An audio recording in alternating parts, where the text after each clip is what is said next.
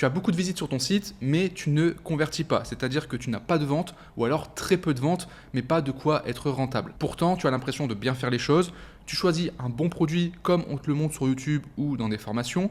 Tu fais un site qui a l'air plutôt bien en mettant tous les éléments nécessaires, des avis clients, un bon copywriting, des belles photos. A priori, tes publicités fonctionnent, étant donné que tu as plutôt des bonnes stats, des bons taux de clics au niveau de tes publicités, et tu arrives facilement à avoir des centaines de visiteurs sur ton site internet. Par contre, derrière, ça ne vend pas. Et tu ne comprends pas pourquoi. L'objectif dans cette vidéo, c'est d'identifier ces problématiques pour que tu puisses les comprendre, et surtout, je vais t'apporter les solutions que tu vas pouvoir mettre en place directement sur ton site. Avant de commencer, n'oubliez pas de mettre le like, et si vous me découvrez sur cette vidéo, je vous invite à vous abonner pour ne pas manquer les prochaines vidéos. À la fin de la vidéo, je vous parlerai de Victor, qui est un des élèves qu'on accompagne aujourd'hui, qui a réalisé un peu plus de 10 000 € en l'espace d'un mois, et il se retrouvait exactement dans le cas dont je vais vous parler dans cette vidéo, c'est-à-dire que ça ne convertissait pas, et on a fait quelques changements qui lui ont permis aujourd'hui d'être rentable. Et également, je vous montrerai des exemples de très bons sites sur lesquels vous pouvez vous inspirer pour voir ce qui a été mis en place, des sites qui sont rentables et qui font de l'argent tous les jours. Concrètement, on va avoir 3 cas de figure.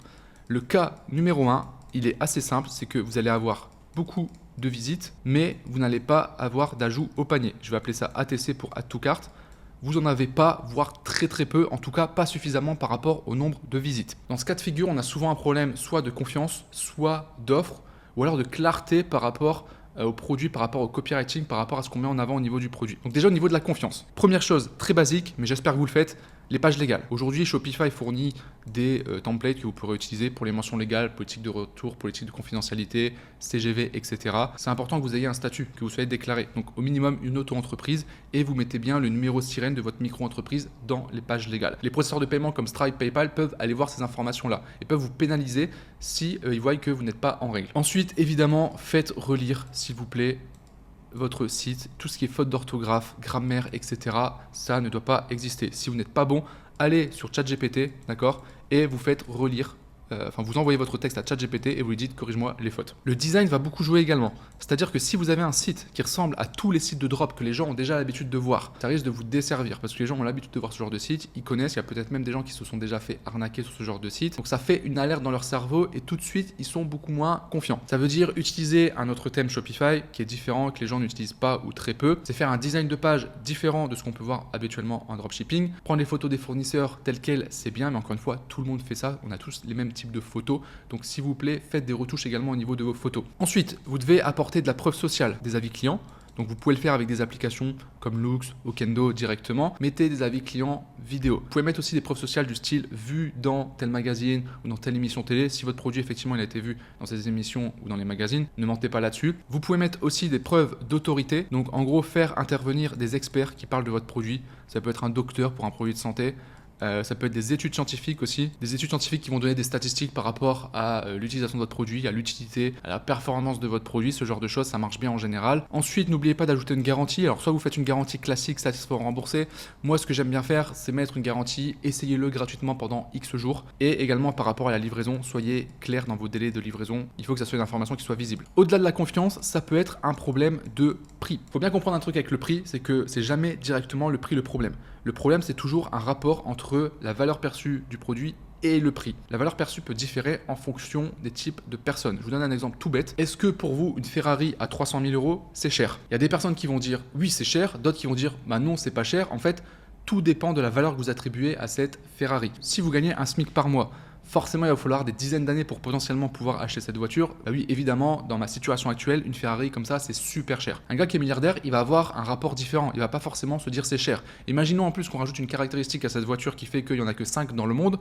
Il va se dire, purée, pour 300 000 €, en fait, c'est une superbe affaire. C'est absolument pas cher. Donc tout est une question de perception. Il y a certains produits où ça va être difficile d'augmenter la valeur perçue. Si je prends cette plante ici, je vais pas la vendre 500 €, clairement. C'est un objet de déco, peut-être 10, 15, 20 €, allez. Sachant que c'est une plante en plastique, on va pas pouvoir augmenter énormément la valeur perçue, sauf si on a un élément, par exemple, je sais pas, une signature d'un célèbre artiste qui a fait ce pot, ou alors que c'est une plante extrêmement rare qui pousse uniquement dans un certain pays et qu'il y en a très peu dans le monde. Là, on peut augmenter la valeur perçue. Mais de manière globale, si on prend ce produit en tant que produit simple de décoration, on va pas pouvoir faire des miracles avec ça. Donc vous devez aussi vous adapter par rapport à votre produit. Ensuite, on a la proposition de valeur. La proposition de valeur, c'est concrètement qu'est-ce que va apporter le produit pour votre client.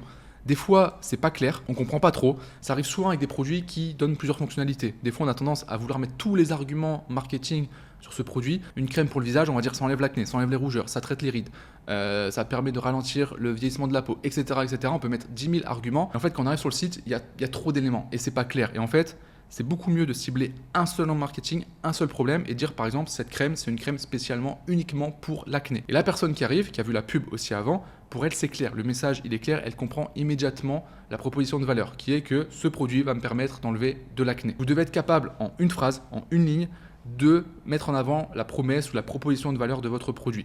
Parce que si c'est pas clair pour le client, il va pas chercher à comprendre, lui il n'a pas envie de réfléchir quand il vient sur votre site. Vous devez traiter le visiteur qui vient sur votre site comme un enfant. Vous devez tout lui expliquer, vous devez être le plus simple possible. C'est la même chose au niveau de votre offre. Si votre offre est trop complexe, les gens vont pas chercher à comprendre, ils vont partir du site. En tout cas, ils n'achèteront pas. Typiquement, un produit acheté égale le deuxième produit à moins 50%, plus un autre produit bonus. Et en plus, si tu ajoutes les 3 produits, tu as un autre produit offert, etc. C'est trop compliqué. Faites des choses simples. Un produit acheté, le deuxième à moins 50%, c'est suffisant. Un produit acheté, le deuxième offert. Ou vous faites un bundle où vous vendez un produit principal et vous mettez un petit produit en plus qui est offert. Ça, c'est une bonne offre également. Mais soyez extrêmement simple au niveau de votre offre. Évitez les réductions trop grosses du style des moins 80%. Ça peut fonctionner en période de solde, mais sinon, ça fait fake. Ensuite, un des autres problèmes qui est un peu plus vicieux, ça va être le manque de cohérence entre votre pub et votre page produit. Si vous dites A dans votre pub et que sur votre page produit, on ne retrouve pas ce que vous avez dit dans la pub et que vous dites B dans votre page produit, les gens vont pas comprendre. Il y aura un manque de cohérence et souvent le manque de cohérence, ça fait fuir les gens et ça fait baisser énormément la confiance. Donc, si vous donnez un argument dans votre publicité, il faut qu'on le retrouve sur votre site et que ça soit dit avec les mêmes mots, le même vocabulaire et mis en avant de la même manière. Mais imaginez que vous vendez cette plante pour ses bienfaits naturels, admettons que ça soit une vraie plante et qu'elle libère des arômes dans la pièce et qu'elle permet d'apaiser la pièce. Si vous faites une publicité qui met en avant ce côté relaxation, un peu yoga, un peu bien-être, détente, etc., vous allez avoir une cible précise pour ce genre de produit.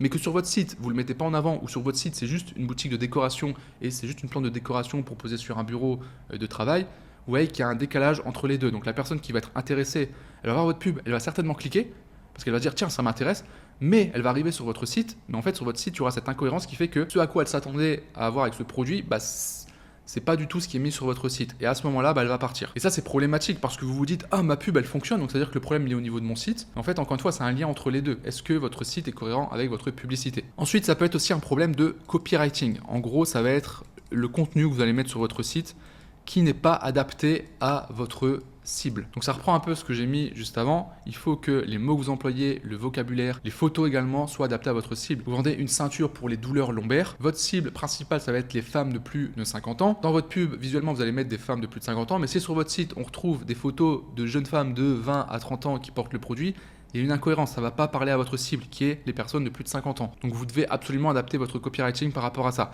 Et également, soyez pragmatique. Arrêtez de faire des phrases trop belles, trop bien enveloppées, pour faire des belles descriptions, etc. Allez droit à l'essentiel sur vos arguments marketing, mettez concrètement ce que ça apporte.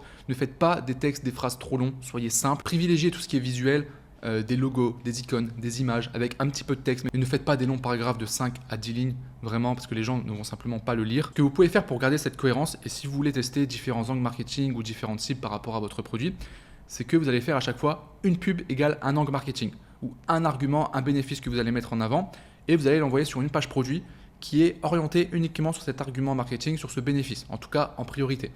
Et si vous voulez tester d'autres angles, vous faites des pubs différentes et vous dupliquez votre page produit et vous changez le copywriting en fonction de la publicité, en fonction de l'angle. Et c'est une des clés de la réussite justement en e-commerce, c'est que certes, il y a le produit que vous allez vendre, mais il y a surtout la correspondance entre le produit et votre cible. C'est à vous de faire le lien entre les deux. Dernière chose également qui peut freiner la conversion, c'est le choix de votre thème. Ayez un thème rapide et qui soit en priorité optimisé pour les téléphones mobiles. On arrive maintenant au deuxième cas de figure. On a des ajouts au panier. Donc là déjà, on se dit les gens sont quand même un peu plus intéressés. Par contre, derrière, on n'a pas de vente.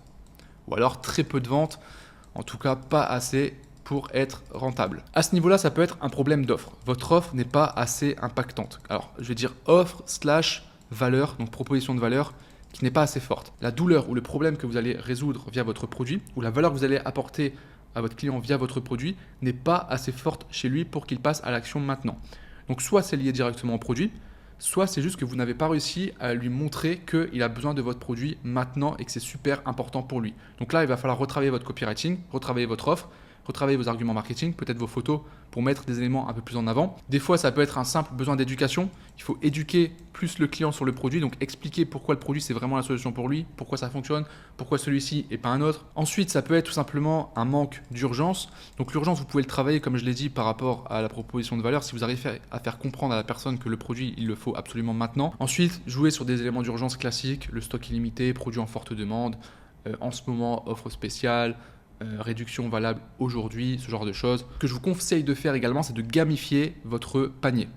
Gamifier, ça veut dire quoi? Ça veut dire rendre jouable, on va dire. Vous avez tous vu des paniers où, quand vous ajoutez un produit au panier, vous avez une barre en haut qui vous dit, par exemple, il vous reste X euros pour avoir la livraison offerte. Ça, c'est une manière de faire. Ou alors, ajouter encore un produit au panier ou ajouter encore 30 euros au panier et vous débloquez un produit offert, un produit gratuit. Et ça va aider à mieux convertir au niveau du panier. En plus d'augmenter votre panier moyen. Alors, vous pouvez offrir un produit complémentaire. Ça peut être un petit produit qui ne vous coûte pas très cher à l'achat, qui ne va pas changer grand-chose à votre marge. Si la personne dépasse un certain montant, ou alors vous l'offrez directement. La personne s'y attend pas, et en fait, dès qu'elle ajoute au panier, elle voit que elle a un petit produit offert en plus. Tout de suite, elle se dit ah tiens, intéressant. Je m'y attendais pas, c'est une surprise supplémentaire. Ça aide vraiment au passage à l'action. Ensuite, faites attention aux problèmes de paiement en lien avec le pays dans lequel vous vendez. Soyez clair également sur la livraison, d'accord? Mettez clairement les délais de livraison pour pas que la personne, ça soit un frein pour elle, qu'elle se pose encore la question à cette étape-là, ok, mais la livraison, comment ça se passe, etc. Idem pour la garantie. La garantie, j'en ai déjà parlé, mais c'est bien de la rappeler aussi dans le panier ou même sur la page de checkout du commande. Mettre le fameux essai gratuit pendant. Et n'hésitez pas à proposer du paiement en plusieurs fois. Plutôt pour des produits que vous allez vendre au-dessus de 50 euros, vous avez PayPal qui permet de le faire automatiquement. Donc dès que vous installez PayPal, en fait, les clients, quand ils vont choisir PayPal, ils auront une option pour payer jusqu'à 4 fois. Sinon, vous pouvez mettre Alma ou encore Klarna sur votre boutique qui vous permettent de faire des paiements en plusieurs fois. Et l'avantage de ces deux plateformes, c'est qu'en fait, vous touchez l'argent directement. Alors, quelques jours après, quand même, il y a un petit délai, mais vous touchez toute la somme. Alors que le client, lui, va payer sur plusieurs mensualités. Donc, ça vous permet d'avoir une avance de trésorerie, même si le client n'a pas encore payé. Cas numéro 3, vous avez des ventes, mais pas suffisamment. En tout cas, vous n'êtes pas rentable. À cette étape-là, l'objectif, ça va être de rentrer vraiment dans une phase d'optimisation. C'est-à-dire que vous avez déjà validé votre produit. Vous savez que ça vend, vous savez qu'il y a des gens qui sont intéressés, vous savez qu'il y a quelque chose, en tout cas. Donc, ce n'est pas le moment de lâcher, même si vous n'êtes pas rentable. Il y a beaucoup de gens qui font l'erreur, ils ne sont pas rentables sur 2 jours, ils se disent « Ah, bah ça marche pas, je change de produit, c'est-à-dire que mon produit n'est pas bon. » Non, tu as déjà fait des ventes, donc ça marche, c'est bon. C'est juste que maintenant, il va falloir faire des optimisations pour aller chercher la rentabilité. La première chose très importante, c'est de comprendre votre client type parce que vous ferez certainement des erreurs au niveau de votre page produit, au niveau du copywriting, au niveau des mots employés ou même au niveau des angles marketing, de ce que vous allez dire à votre client. Donc allez checker sur les forums, allez checker sur les blogs, allez checker sur Amazon, sur les sites concurrents, les avis clients, ça vous donne une mine d'or d'informations pour vraiment comprendre qui est votre client et faites les modifications ensuite sur votre site. Appelez vos premiers clients au téléphone. Ça va permettre déjà de récupérer un avis. Vous pouvez lui offrir un code de réduction pour une prochaine commande, même lui offrir un produit, ça à vous de voir. Et vous allez lui poser un max de questions sur ses problématiques, pourquoi il a acheté le produit, est-ce qu'il en est satisfait, c'est quoi son utilisation au quotidien, dans quel cas de figure il l'utilise, etc., etc. Ça va vous donner encore une fois un max d'informations que vous pourrez réutiliser sur votre site, mais également dans vos publicités. Ensuite, faites des tests au niveau de votre page produit. Testez différentes offres, testez différents prix, testez de changer l'architecture, changez un peu les photos, etc. Par contre, très important, quand vous faites un test, faites-en un seul. Par exemple, vous vous dites, ok, je vais changer juste le prix, donc je vais passer de 35 euros à 39 euros pour voir s'il y a une différence en termes de conversion. Des fois, vous allez être surpris que ça va continuer toujours à vendre autant, donc ça sera tout bénéf pour vous. Au bout de 3 jours, vous comparez, est-ce que je garde le prix actuel ou je remets le prix d'avant, et ensuite vous faites un nouveau test sur un autre élément. Mais faites-les toujours un par un, parce que si vous les faites en même temps, vous ne saurez pas définir lequel a eu un impact au final sur votre conversion. Et testez également de nouveaux angles marketing, que ça soit en publicité et comme je vous l'ai dit également sur votre site. Prenez déjà ce qui fonctionne et vous refaites des tests par rapport à ça. Par exemple, des publicités, vous avez une pub qui marche bien, vous faites des petits changements dans la publicité, vous changez par exemple les 2 premières secondes ou vous changez des parties dans la publicité. Comme ça, vous itérez sur votre publicité, vous l'optimisez et au fur et à mesure, vous allez augmenter vos performances, idem au niveau du site et petit à petit, vous allez aller chercher la rentabilité. Victor, qui est un élève qu'on accompagne, le 10 mars, il nous a envoyé un de ses screenshots. Il venait de franchir pour la première fois la barre des 1000 euros par jour avec sa boutique e-commerce. Donc vous voyez ici avec un très beau taux de conversion, on est sur 5,72%. Donc lui en l'occurrence, il a bien appliqué tous les conseils que je vous ai donnés juste avant parce que son site convertit super bien. Et vous voyez qu'ici, 2 jours avant, donc le 8 mars, il avait partagé ses résultats où sur le premier mois de sa boutique, il avait dépassé les 10 000 euros de chiffre d'affaires. Et ce qui est intéressant avec Victor, c'est surtout l'optimisation qui a été faite au niveau des pubs. Vous allez comprendre exactement ce que je disais juste avant par rapport à l'angle marketing. Ça, c'était pendant la phase de testing. Vous voyez qu'il a ciblé différents ensembles de pubs ici. Celui qui est en haut, c'était une duplication, donc ça, prenez-le pas en compte. Le testing a été fait sur les 4 ici, donc comportement, bien-être, fitness et broad. Et vous allez voir qu'en fait, par rapport à son produit, qui est un produit au final qui s'adresse vraiment à un public extrêmement large, tout le monde peut potentiellement acheter son produit, on a remarqué que de manière générale, c'est l'Ad Set Fitness qui fonctionnait le mieux. Bon là, il y a le broad aussi qui a bien fonctionné, mais de manière régulière chaque jour, en fait, c'est le fitness qui ramenait les ventes à chaque fois. Donc, ce qu'on a fait, c'est qu'on a décidé de faire une modification au niveau du site, de transformer le copywriting, les photos pour l'orienter vraiment uniquement pour les gens qui font du fitness. Et on a fait la même chose au niveau des publicités. Donc c'est important aussi que pendant que vous faites un testing, vous testez comme ça différents angles, différentes audiences, et ensuite vous allez pouvoir optimiser. Même si vous n'êtes pas rentable au départ, si vous avez peu de ventes, c'est pas grave parce qu'en fait après vous allez avoir de la donnée, des informations qui vont vous permettre d'optimiser et d'arriver ensuite à être rentable comme Victor ici. Tout ça c'est bien, mais concrètement comment ça se passe? Je vais vous montrer des boutiques que je trouve vraiment plutôt bien faites. À part la première qui est bien, mais je pense qu'il pourrait être beaucoup mieux, pour que vous puissiez vous rendre compte de ce que vous devez atteindre comme genre de résultats au niveau de vos boutiques. Alors, premier site, ça va être celui-ci, Articare. Ils vendent des semelles orthopédiques 4D Articare. Donc ça, c'est un site qui marche plutôt bien. Ils ont plusieurs produits, vous pourrez aller voir par vous-même. La page produit est pas trop mal, mais je pense qu'il y a moyen de faire largement mieux. Déjà, la police, je trouve, c'est illisible. Ici, on n'a pas envie de lire, ça fait mal aux yeux. Il y a trop de contenu, trop de texte. Les photos, il y a moyen de faire beaucoup mieux. On dirait qu'il n'y a que des photos qui ne sont pas des vraies photos du produit. Je trouve ça dommage. Ici, on a une offre qui est mise en avant, mais la manière dont c'est présenté d'un point de vue design, c'est vraiment pas ouf. L'offre, c'est ce que je vous disais, c'est pas clair. Une paire achetée égale une paire offerte, et en dessous, on a 2 paires achetées égale 3 paires offertes. On ne comprend pas. Il y a trop de. On peut ajouter ici. Là, on voit qu'il y en a 5. On peut ajouter aussi, choisir ici les paires. En choisissant la taille. En plus, ouais, il y a 1 milliard de variantes ici. C'est trop compliqué. Il y a l'essai gratuit pendant 30 jours, ça c'est pas mal. Là, les éléments de rassurance ici, ça c'est pas mal non plus. Ici, c'est bien parce que c'est visuel, mais les textes, pareil, ici c'est trop long. Encore une fois, on n'a pas envie de lire toute cette partie-là. Cette partie ici avec les icônes, ça je vous recommande de le faire. Là, c'est très bien. On voit directement les problèmes, les bénéfices, et on le voit en une phrase. Alors, encore une fois, la police, vraiment, c'est illisible. Je trouve elle est pas du tout adaptée. Là, les photos, il y a trop d'informations, on comprend pas. C'est pas assez clair en fait. En fait, en scrollant comme ça, on est obligé de lire, de se mettre en profondeur. Les gens n'ont pas le temps, les gens ne vont pas se casser la tête à lire de cette manière-là. Donc, c'est pas du tout optimisé en termes de conversion ici. Ensuite, autre exemple qui est à l'opposé, que je trouve pour le coup cette fois-ci vraiment bien, la boutique O Skin. Ils vendent un patch ici qui permet d'enlever les rides sur le visage. Déjà, on arrive sur la page, on comprend immédiatement à quoi sert le produit. Rien qu'ici, on a déjà toutes les informations. On a une promesse très simple. Rajeunissez votre face, votre visage en 3 semaines. Ça enlève 90% des rides, résultats visibles immédiatement, plus de 32 000 clients satisfaits, 30 jours garantie. On a tout ici. On a la promesse du produit, on a ici le côté rapidité, ça enlève les rides, c'est l'objectif premier, encore une fois, Hog Marketing. Là, on ne parle pas de améliorer la beauté de votre peau, réhydrate votre peau, etc. Non, juste enlève les rides. Et on voit que c'est tout lisse, etc. Donc tout de suite, visuellement, ça attire. On a la preuve sociale directement ici, plus la garantie. Bon, ici, il y a une petite urgence en disant c'est le dernier jour, etc. Bon, là, c'est un peu du fake, ça, je ne vous encourage pas à le faire. Si on descend ici, on a l'offre. Les photos sont très très propres, très très claires. D'accord, alors d'un point de vue design, il y avait moyen de faire mieux ici, je pense, mais en tout cas, c'est compréhensible, c'est assez simple. Ici, au niveau de l'offre, c'est très simple. On prend un pack de 5 ou un pack de 16. Alors, je ne sais pas si c'était fait exprès, à mon avis, oui, mais vous voyez que le pack de 16, il est au même prix. Donc, en fait, ça peut être une technique utilisée pour que les gens se disent « Ah, il y a un bug » ou c'est bizarre, c'est le même prix, ok, je prends celui de 16. Et ça crée une sorte d'urgence en mode « Ah, il faut que j'en profite vite avant qu'ils se rendent compte qu'il y a un bug. » Et honnêtement, c'est assez malin d'avoir fait ça. Vous voyez, pareil, ici, on a un avis client. Là, on voit avant-après. Pareil, là, c'est ultra pragmatique. On montre littéralement ce que fait le produit. Là, il y a un peu de texte qui explique comment ça fonctionne. Résultats en 8 jours, on montre que c'est des résultats rapides. La garantie, la FAQ ici, des avis clients, et c'est tout. C'est super simple, mais en fait, sur le produit, vu la simplicité du produit, il n'y a pas besoin de faire plus compliqué. Donc ça, c'est un très bon exemple de page qui doit super bien convertir. Ensuite, dans un tout autre registre, on a ce site, Code 118, qui vend des wallets. Donc là, déjà, moi, le premier truc que je trouve intéressant, c'est que tout de suite, on se dit, c'est pas un site de dropshipping. C'est très propre, il y a un design très minimaliste, noir et blanc, qui colle parfaitement avec le branding, avec le produit. Cette page-là, je la trouve plus intéressante d'un point de vue design. En tout cas, ça fait vraiment différemment de tous les sites qu'on peut voir en drop au niveau de la présentation qu'on a ici. Au niveau de l'offre, c'est une simple promotion ici.